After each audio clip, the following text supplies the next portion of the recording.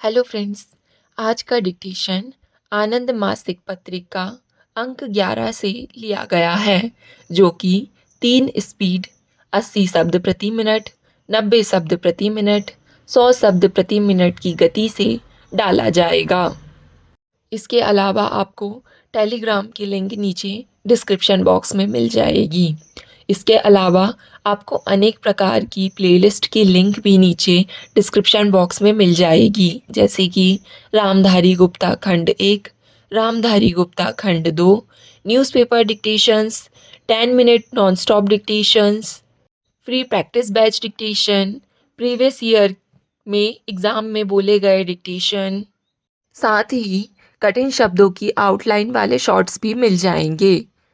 और अगर आपको हमारा यह प्रयास पसंद आता है तो वीडियो को लाइक ज़रूर करें, इससे हमारा मनोबल बढ़ता है।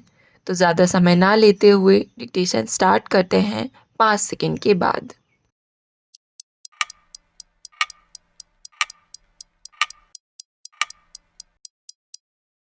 स्टार्ट। महोदय, गत दिवस भारतीय उद्योग परिसंघ का वार्षिक अधिवेशन दिल्ली में हुआ, जिसमें प्रधानमंत्री ने ओजपूर्ण भाषण देते हुए 7 से 8% की वृद्धि दर प्राप्त करने तथा अगले 2 वर्षों में भारत को विश्व की एक महत्वपूर्ण शक्ति के रूप में उभारने का संकल्प व्यक्त किया तथा इसके लिए एक कार्य योजना भी प्रस्तुत की। उन्होंने उद्योग व्यापार के नियमन के सभी कानूनों की समीक्षा करने के लिए आयोग का गठन करने, पुराने उपयोगिता खो चुके कानूनों को समाप्त करने, विदेशी मुद्रा कानून की जगह नया कानून लाने, विदेशी निवेश प्रोत्साहन बोर्ड के अधिकार बढ़ाने, कंपनी कानून का कायाकल्प करने, राष्ट्रीय आवास तथा राष्ट्रीय नीति सूचना आदि बनाने की घोषणा की।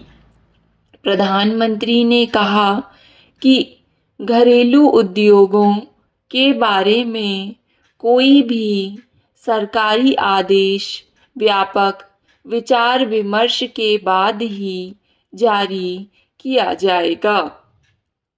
देश के आधारभूत ढांचे के विकास को देखते हुए 100 करोड़ रुपए से अधिक लागत की बिजली, सड़क, पुल, बांध आदि परियोजनाओं पर प्रधानमंत्री कार्यालय सीधे निगरानी रखेगा। सरकार इस बात को सुनिश्चित करेगी कि किसी भी स्वदेशी या विदेशी पूंजी निवेश के प्रस्ताव का निश्चित अवधि के अंदर उत्तर दिया जाए। प्रधानमंत्री कार्यालय ऐसी सभी परियोजनाओं की मासिक प्रगति रिपोर्ट पर नज़र रखेगा और यह प्रयास किया जाएगा कि वे अपनी निर्धारित अवधि के भीतर पूरी हों। सरकार ढांचागत विकास में निवेश को और अधिक बढ़ाएगी। निजी क्षेत्र के निवेश को पहले से कहीं अधिक महत्व मिलेगा। सरकार विभिन्न आर्थिक संसाधनों को निवेश में लगाने के लिए शीघ्र ही विभिन्न योजनाएं शुरू करेगी। यहाँ श्री वाजपेयी ने उद्योग व्यापार को बढ़ाने के लिए अधिवेशन में यह घोषणाएं की। वहीं उन्होंने कहा कि अभी तक हमारी सरकारें उद्योग व्यापार को समझने में विफल रही हैं। वहीं उद्योग व्यापार भी सरकार को समझने में विफल रहा है। उद्योग व्यापार क्षेत्र को सरकार से शिकायत है कि सरकारी निर्णयों में बहुत विलंब होता है तथा कानूनी प्रक्रिया इतनी जटिल होती है कि वे उन्हें अपना कामकाज संभालने की बजाय इसी से निपटने में अधिकांश समय व संसाधन खर्च करने पड़ते हैं। सरकार उद्योग व्यापार क्षेत्र से लेती ज़्यादा है लेकिन देती बहुत कम है। अर्थव्यवस्था के उन क्षेत्रों में भी सरकारी हस्तक्षेप होता है जहां उसकी कोई शिकायत नहीं है। उधर सरकार को उद्योग व्यापार क्षेत्र से यह शिकायत है कि वह अपने सामाजिक दायित्व का पालन नहीं करता। इसका अपना कामकाज उस तरह पारदर्शी नहीं है जैसा कि यह सरकार से स्वयं अपेक्षा करता है। शेयरधारियों, वित्त संस्थाओं, श्रमिकों तथा उपभोक्ताओं के प्रति स्वयं को उत्तरदायी नहीं समझता है। भारतीय उद्योगपति प्रतिस्पर्धा तो चाहते हैं लेकिन अपने उद्योग की बजाय दूसरे उद्योगों में।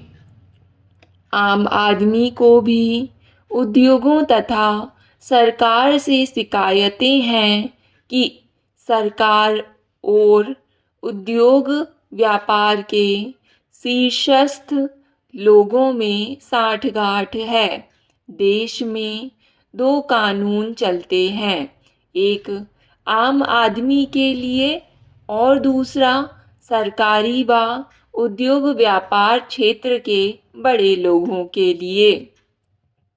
महोदय, पिछले कुछ वर्षों में सरकार द्वारा अपनाई गई आर्थिक उदारीकरण की नीति से भारतीय उद्योग जगत में आत्मविश्वास बढ़ रहा है। भारतीय उद्योगों के महासंघ के वार्षिक अधिवेशनों में यह बात दृष्टिगोचर होती रही है। यह सही है कि पिछले वर्षों में देश में राजनीतिक अस्थिरता के कारण 3 वर्षों में उनके अधिवेशन को 3 प्रधानमंत्रियों ने संबोधित किया। इस संस्थान ने पूर्व वित्त मंत्रियों डॉक्टर मनमोहन सिंह व पी चिदम्बरम को भी अपने अधिवेशनों में आमंत्रित कर उनसे अर्थव्यवस्था से संबंधित सरकारी नीतियों पर विचार विमर्श किया। वहीं उद्योगी व्यापार के समक्ष आने वाली समस्याओं को उनके सामने रखा। इस वर्ष के वार्षिक अधिवेशन में प्रधानमंत्री, वित्त मंत्री, कांग्रेस अध्यक्ष तथा पूर्वी प्रधानमंत्री आमंत्रित थे। इस प्रकार सरकार विभिन्न राजनीतिक दलों तथा औद्योगिक क्षेत्र के मध्य दूरियां कम हुई और इन्हें आमने सामने संवाद का अवसर मिला। देश के उद्योगों को पिछले कई दशकों तक जिस लाइसेंस राज, रिश्वत तथा लाल फीताशाही के कारण भारी कठिनाइयों के दौर से गुजरना पड़ा, उसमें अब काफ़ी परिवर्तन आ रहा है। अधिवेशन में एक महत्वपूर्ण बात कांग्रेस अध्यक्ष द्वारा भाग लेना तथा उनके द्वारा दिया गया भाषण था। उनका देश के उद्योग, देश के शीर्षस्थ लोगों से पहली बार इस प्रकार आमना सामना हुआ और उन्होंने बड़ी सूझबूझ का परिचय देते हुए अपने भाषण में कहा कि कांग्रेस सरकार को आर्थिक सुधार कार्यक्रमों में रचनात्मक सहयोग देने के लिए तैयार है।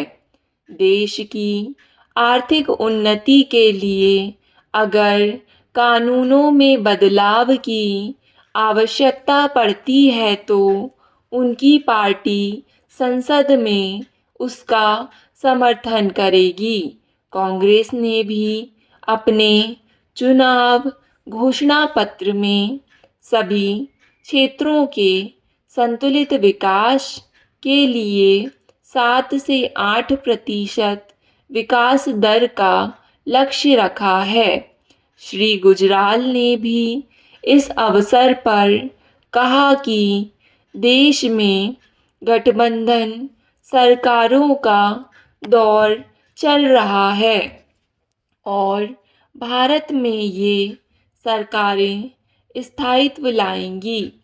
इस स्थिति से चिंतित होने की आवश्यकता नहीं है, क्योंकि विश्व के अनेक देशों में मिली-जुली सरकारों का प्रयोग सफल रहा है।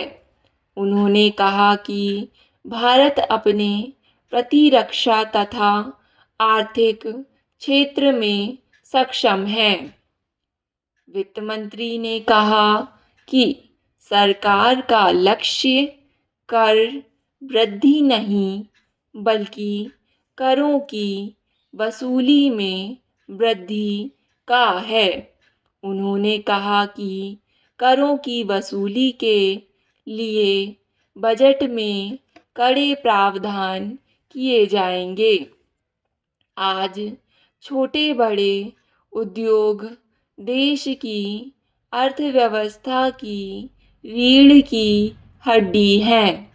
यह जितने बढ़ेंगे उतना ही देश का आर्थिक विकास होगा। निर्यात व्यापार बढ़ने के साथ साथ रोजगार के भी अवसर बढ़ेंगे। जहां सरकार को इस क्षेत्र के विकास में अपना सहयोग प्रदान करना चाहिए, वहीं उद्योगों को भी चाहिए कि वे अपना विस्तार करें, अपने उत्पादनों व सेवाओं की गुणवत्ता बढ़ाएं तथा समाज के प्रति अपनी जिम्मेदारी का गंभीरता से पालन करें। अब आगे देश का नक्शा उद्योग व्यापार के विकास से ही बदलना है। स्टॉप। डिक्टेशन पसंद आए तो वीडियो को लाइक तथा चैनल को सब्सक्राइब ज़रूर करें और वीडियो को ज़्यादा से ज़्यादा साझा करें।